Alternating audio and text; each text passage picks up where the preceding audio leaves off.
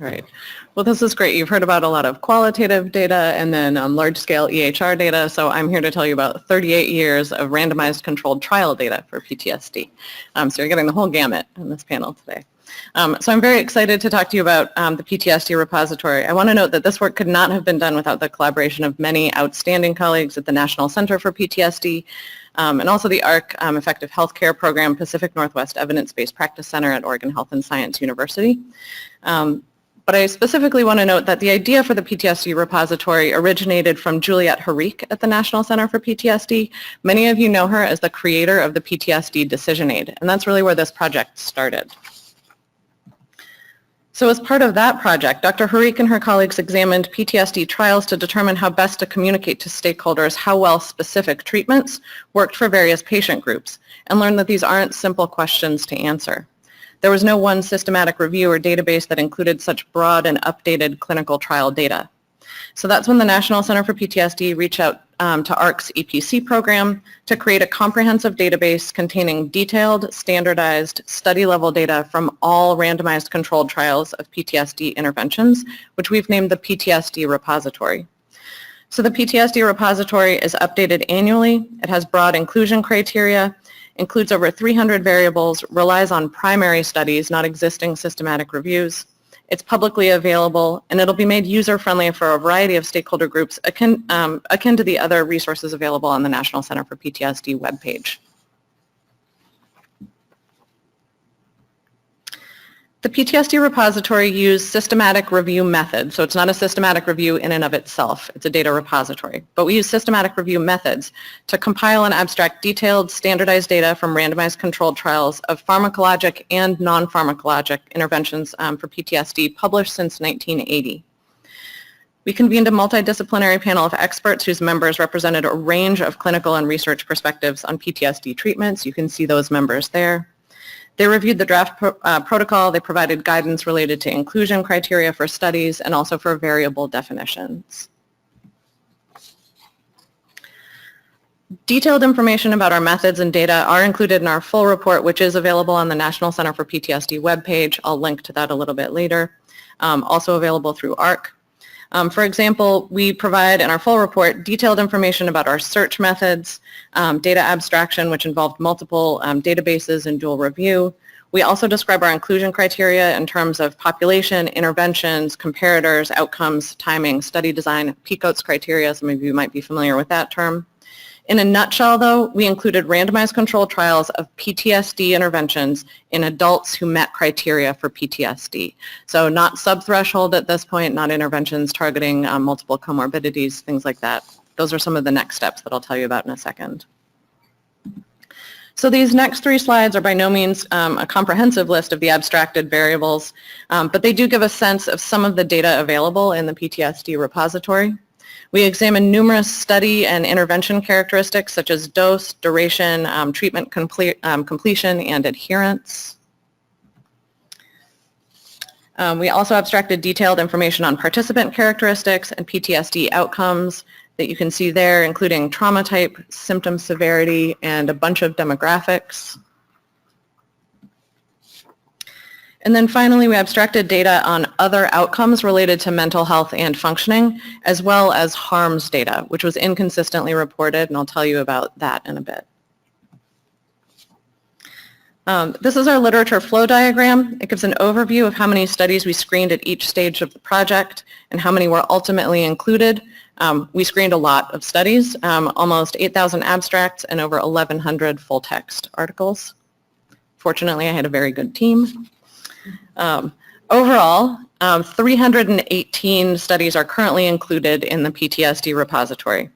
So studies with one or more pharmacologic treatment arms, that's the blue section of the following graphics I'm going to show you, were classified as pharmacologic.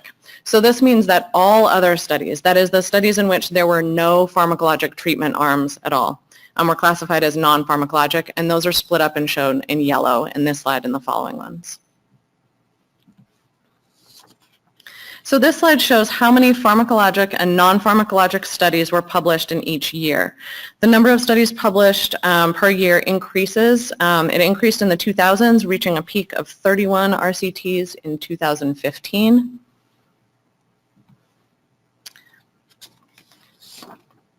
The first year of this project included 318 studies and a total of 24,700 participants. 60% of all the included studies had sample sizes in the range of 25 to 99 participants. I'm sure you won't be particularly surprised by that. A lot of randomized controlled trials fall right in that range. Not very many that were larger. So for the majority of studies, all the intervention arms are of the same category. So what I mean by that is they would be like a psychotherapy compared to another psychotherapy, or a psychotherapy maybe compared to a wait list or a treatment as usual control condition. So same category. Psychotherapy was most common. That was 52% of all studies, followed by pharmacologic treatments. That was 26% of all studies. And fewer than 10% of studies included only complementary and integrative health or non-pharmacologic biologic interventions. Only 12% of all studies compared different intervention types in head-to-head trials, something we know is pretty important.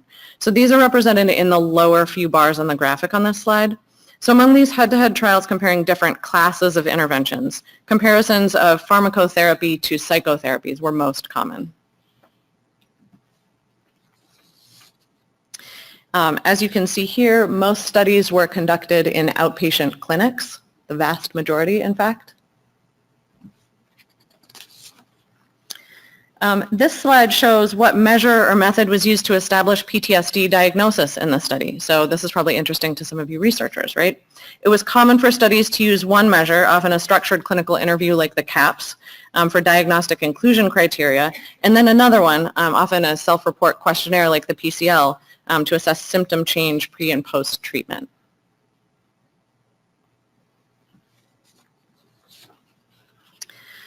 This slide lists the various population types for the included studies. Most were conducted in community samples, which could include civilians or veterans and members of the military if they were part of that community sampling. Some studies were specific to VA or military, and some mixed studies recruited from both community and veteran and military settings. This slide I think is pretty interesting, and so we broke it down by non-pharmacologic and pharmacologic. So non-pharm studies are most often funded by government sources, whereas industry funding was most common for studies with at least one pharmacologic component. And notably, 55 out of the 318 included studies in this year one did not report any information on funding source. So what are we not reporting? We're not reporting a bunch of stuff in clinical trials, but I thought I'd highlight a few key pieces here. Fewer than half of the studies reported loss of PTSD diagnosis, something that matters a lot of us to those of us who are clinicians and certainly to our patients who are struggling with PTSD. Again, fewer than half reported even clinically meaningful response, and data on adverse events.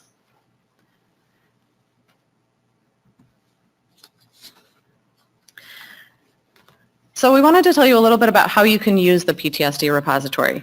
Data are currently available for download on the National Center for PTSD website. So if you click on the clinical trials database in the left-hand navigation bar of the homepage, this will bring you to a web page where you can find additional information and download the data and supplementary report.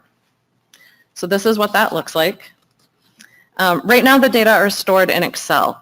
You're welcome to use these files in whatever capacity is helpful to you, anything from conducting and publishing a full-scale meta-analysis to pulling information for a presentation or for a grant application, and no permission is needed to do this. So anyone can access this right from the National Center's page. The Excel files are, however, fairly large and cumbersome, and the National Center for PTSD is working on a project to make the data more accessible and user-friendly, so I'll tell you about that in a second. Next steps also include adding risk of bias assessment, which is important for systematic reviews, and expanding the database to include additional studies on interventions targeting comorbid PTSD and substance use disorders. We're adding that now, and additional variables related to suicidality, psychosis, and personality disorders. So as I mentioned, the National Center for PTSD has a current contract to host the data online using a cloud-based platform called Socrata, with the objective of developing a publicly accessible web-based application that will allow users to view, manipulate, and visualize the PTSD repository data.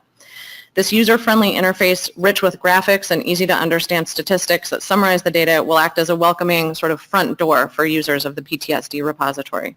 So to give you a sense of what that might look like to an end user, this is a screenshot of the CDC database developed by the software developer. So folks can look at variables of interest to them. They can access supporting documents such as user guide, methods reports, glossary of terms, and be able to export pre-made graphs and visualizations. And importantly for our purposes, we'll be able to link to any of the trials in PTSD pubs, which was formerly known as pilots. Some of the benefits, National Center for PTSD has already used the PTSD repository to answer questions from clinicians through their VA consultation program, VA central office policymakers, media, and researchers wanting to use the evidence tables for their own research projects or grant applications, which is great.